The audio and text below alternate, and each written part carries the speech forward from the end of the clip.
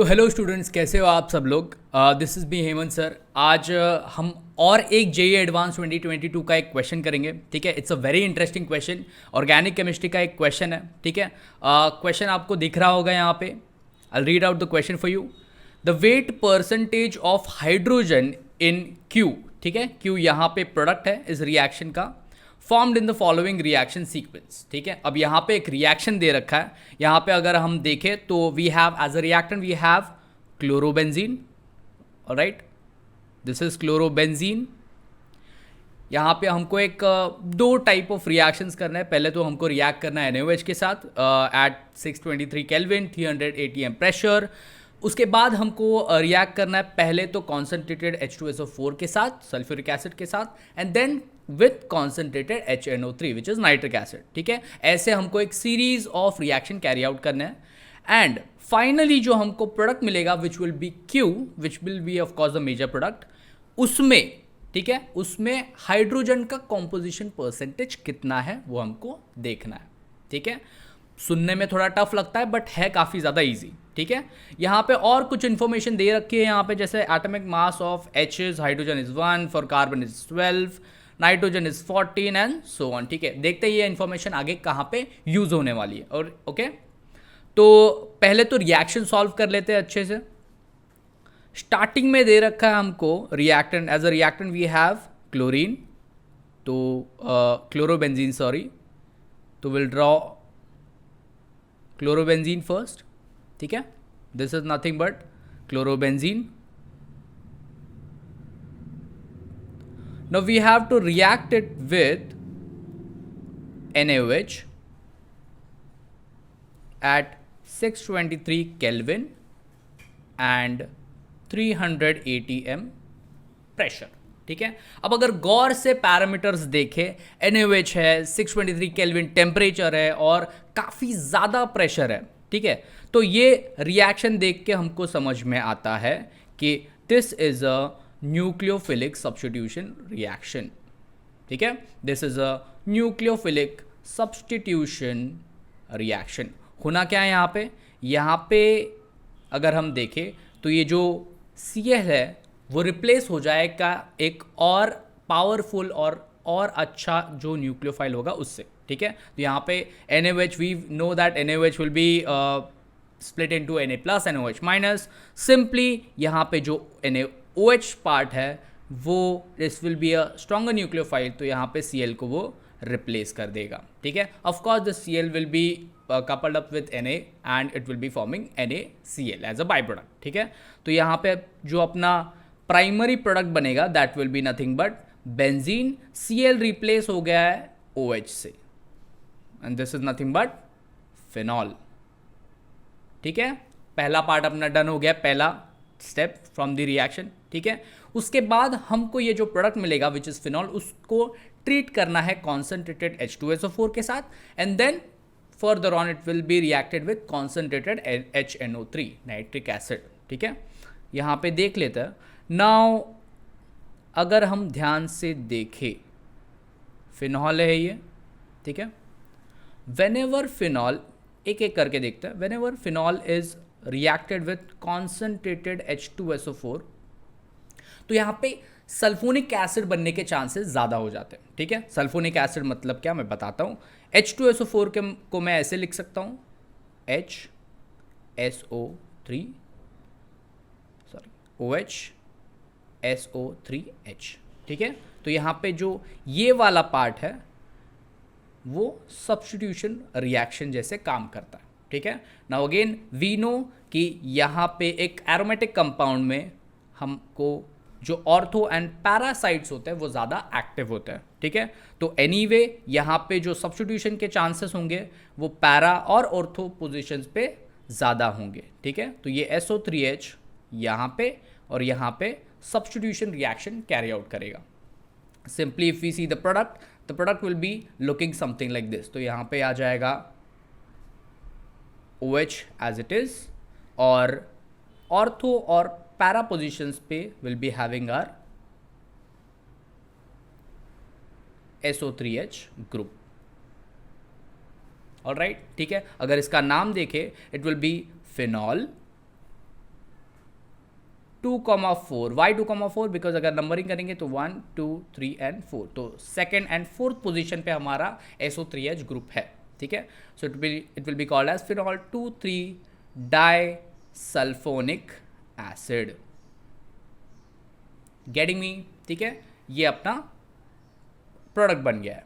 Now further यहाँ पे रुकना नहीं है, हमको फिर से इसको रिएक्ट करना है कॉन्सेंट्रेटेड नाइट्रिक एसिड के साथ, विच इज़ HNO3.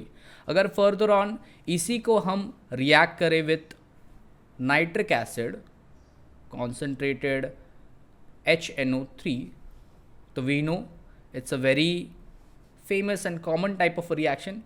अगेन यहाँ पे अगर मैं स्प्लिट करूँ HNO3 को, तो it will be look something like this, OH and NO2. Getting me? OH and NO2. तो यहाँ पे again substitution type of reaction होगा. सब्स्टिट्यूशन टाइप ऑफ रिएक्शन में क्या होगा, ये चाहेगा ऑर्थो एंड पैरा के पास, और जो रिमेनिंग ऑर्थो है वहाँ पे भी ये सब्स्टिट्यूट हो जाएगा. Getting me? So the final product which will be get will be looking something like this, benzene, OH as it is, और जो अपना नाइट्रो ग्रुप है that will be attach on, यहाँ पे SO3H को रिप्लेस करके NO2 आ गया, यहाँ पे भी रिप्लेस करके NO2 आ गया, और यहाँ पे H को रिप्लेस करके NO2 आ जाएगा. ठीक है. If we name this compound it will be 2,4,6 trinitrophenol. और अगर हम इसका कॉमन नेम देखें, this is nothing but what, this is picric acid. तो फाइनल प्रोडक्ट जो हमको मिला है which is nothing but Q, this is nothing but picric acid. ठीक है. अब रिएक्शन सॉल्व कर दिया, प्रोडक्ट हमको मिल गया, बट यहाँ पे क्वेश्चन क्या था? Question was not only to find the product. The question was we have to find out the weight percentage of hydrogen in the product which is Q over here. ठीक है. तो अगर हम structure देखें, मैं दोबारा यहाँ पे स्ट्रक्चर ड्रॉ कर देता हूँ. पिक्रिक एसिड का स्ट्रक्चर है कुछ इस तरीके से, बेंजीन, यहाँ पे OH, यहाँ पे NO2, यहाँ पे NO2 एंड यहाँ पे भी NO2. ठीक है. थोड़ा और अगर मैं इसको ओपन करूँ, it will look something like this. यहाँ पे there will be only C, OH. अब बेंजीन है तो डबल बॉन्ड होगा ही, तो लेट्स से यहाँ पे डबल बॉन्ड आ जाता है, फिर से C आ जाएगा. इसको अटैच है अपना nitro group, single bond carbon, यहाँ पे आ जाएगा H, again double bond carbon, यहाँ पे nitro group, single bond carbon, यहाँ पे H, again double bond carbon, यहाँ पे आ जाएगा अपना nitro group. This will be the open structure. अब यहाँ पे ओपन स्ट्रक्चर निकालने का रीज़न क्या था? रीज़न ये था कि I have to write the molecular formula. ठीक है. मॉलिक्यूलर फॉर्मूला लिखने के लिए मैं क्या करूँगा, तो यहाँ पे कार्बन अगर मैं देखूँ, carbon are how much, 6 carbon है तो C6, राइट. ठीक है. H कितने हैं यहाँ पे? H यहाँ पे गिने तो 1, 2 एंड 3 हाइड्रोजन्स, राइट. तो यहाँ पे H3. ठीक है. ऑक्सीजन कितना है? ऑक्सीजन यहाँ पे 2 है, यहाँ पे 2 है, और यहाँ पे 2, और यहाँ पे 1. सो टोटल 7 ऑक्सीजन, तो O7 and N how much, 3. ठीक है. This will be the molecular formula of picric acid, C6H3O7 and N3. ठीक है. अब अगर मुझे इसका एटॉमिक और मॉलिक्यूलर वेट निकालना है, तो what I will do, I just simply add the individual atomic masses, right. ठीक है. इसीलिए हमको ये इन्फॉर्मेशन दे रखी थी. तो इंडिविजुअल एटॉमिक मासेस यहाँ पे दे रखे हैं, will just simply put it. तो सॉल्व करने के बाद मुझे मिलेगा 6 एटम्स है. कार्बन के लिए होता है 12 प्लस हाइड्रोजन के 3 एटम्स, हाइड्रोजन के लिए होता है 1 प्लस ऑक्सीजन के 7 atoms, for oxygen it is 16 plus nitrogen के 3 एटम्स इंटू 15, सॉरी 14. ऐड करेंगे तो यहाँ पे मिलेगा, total answer will be something around 229. ठीक है। यहाँ पे जो मॉलिकुलर वेट है, मॉलिकुलर मास है for picric acid, this is nothing but 229। अब यहाँ पे हमको क्या फाइंड आउट करना है, weight percentage of hydrogen. Individual weight अगर हम देखें हाइड्रोजन का तो कितना है, दिस इज नथिंग बट 3, ठीक है। तो सिंपली जैसे हम परसेंटेज फाइंड आउट करते हैं,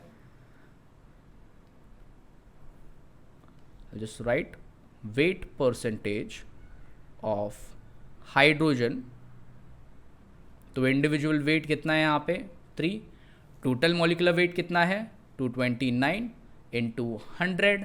अगर हम सॉल्व करें तो it will be something around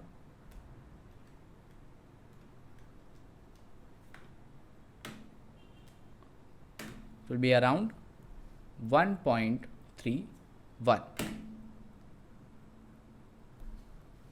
ठीक है। तो अपना जो वेट परसेंटेज है हाइड्रोजन का in picric acid in this product is nothing but 1.31%, ठीक है। 100% में से हाइड्रोजन का जो कॉम्पोजिशन है दैट इज 1.31%, ठीक है। That's how you solve this question. दिखने में टफ लगता है क्योंकि रिएक्शन भी करना है, उसके बाद फिजिकल केमिस्ट्री का भी थोड़ा बहुत ये लगाना है, दिमाग लगाना है, राइट। तो दिखने में थोड़ा सा टफ लगता है बट है काफ़ी ज़्यादा easy.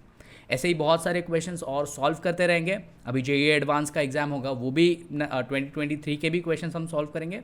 Till then keep studying and take care, bye bye.